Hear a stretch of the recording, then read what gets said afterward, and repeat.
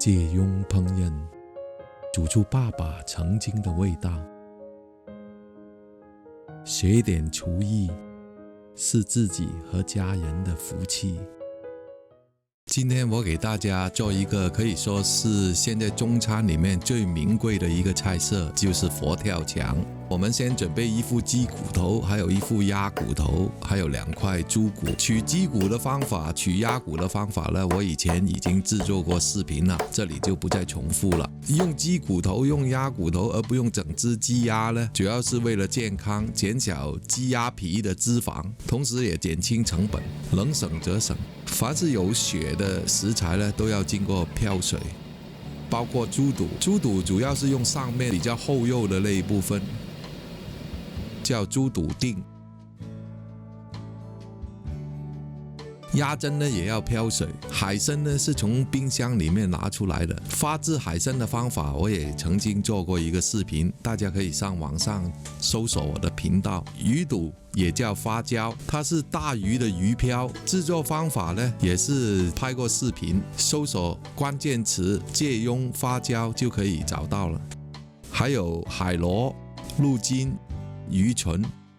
制作方法呢也非常的简单，先用清水呢煮个5分钟，这些材料呢会转起来，不用担心。我们把它呢放在一个比较大一点的容器里面泡过夜，第2天拿出来呢清洗一下，改一下刀，再泡多1到2天，这个鱼唇啊、鹿筋啊就会变得膨大而松软。佛跳墙这个菜呢本来是一个福建菜，原本呢要加芋头啊，还有栗子啊，还有卷心菜啊、鲜笋啊等等的新鲜蔬菜。来到广东以后呢，广东人呢要求突出海味的味道，所以呢新鲜的蔬菜就全部不放了，只放一些干货。为了这个汤汁呢更加有胶质，原本放猪脚、鱼皮，广东人呢改放了花椒、鹿根、鱼唇等代替。原本放新鲜鲍鱼的，广东人又给它改成放干鲍鱼。把一个平民百姓过时过节必吃的家常菜色，一下子变成了一个达官贵人、富翁阔佬才能吃得起的，可以说现在目前最名贵的一个中菜。但是从中华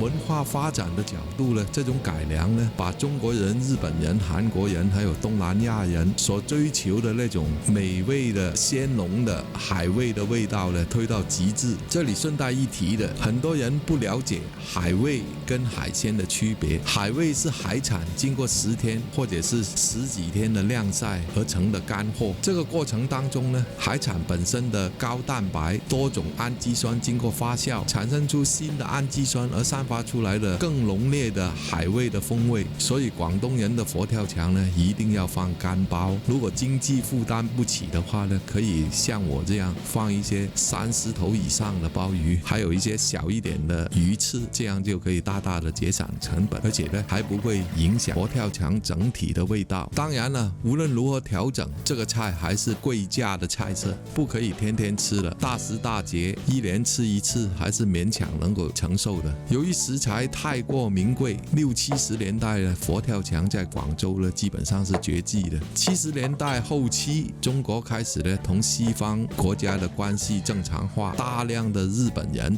世界各地的华侨参加广州举办了1连2届的交易会。广州南园酒家有外宾接待任务，重新挖掘整理这个传统的菜色。推出之后呢，大受日本客人的欢迎。1978年，周恩来总理呢也到南园酒家宴请这个西哈努克亲王，结果呢也大受贵宾的赞赏。我现在这个佛跳墙的制作方法，基本上是30多年前南苑酒家的师傅对我的真传。我自己根据家人的口味、健康的角度做了一些整理改良。到目前为止呢，我自己的感觉，包括品尝过我佛跳墙的朋友，都认为还没有能够从别的地方品尝到这种极致难以描述的味觉境界。今天把这个制作工艺还有过中的道理呢公布出来，就是希望更多的年轻人呢可以通过自己的双手，让自己和家人可以感受一下这种美妙极致的味觉境界。制作佛跳墙主要的工作量在干货的发制，干货发好了以后，其他的步骤呢就跟平常炖汤呢没有什么差别了。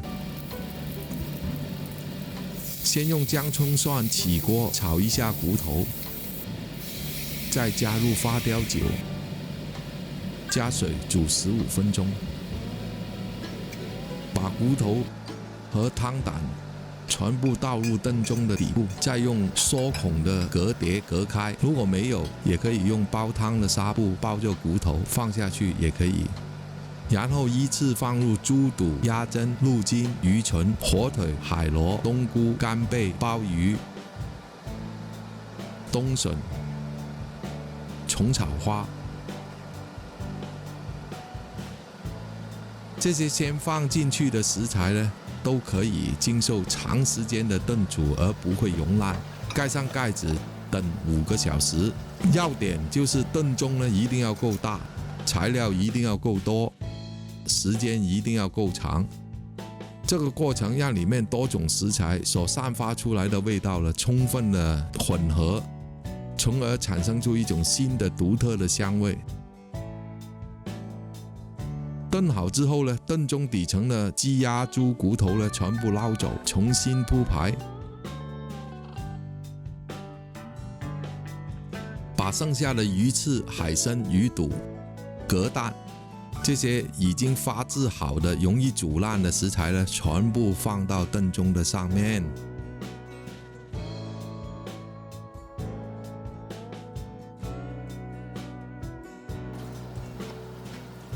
再炖多半个小时，然后关炉熄火，不要马上开盖子，等多半个小时就可以打开盖子，放入精盐调味，就可以食用了。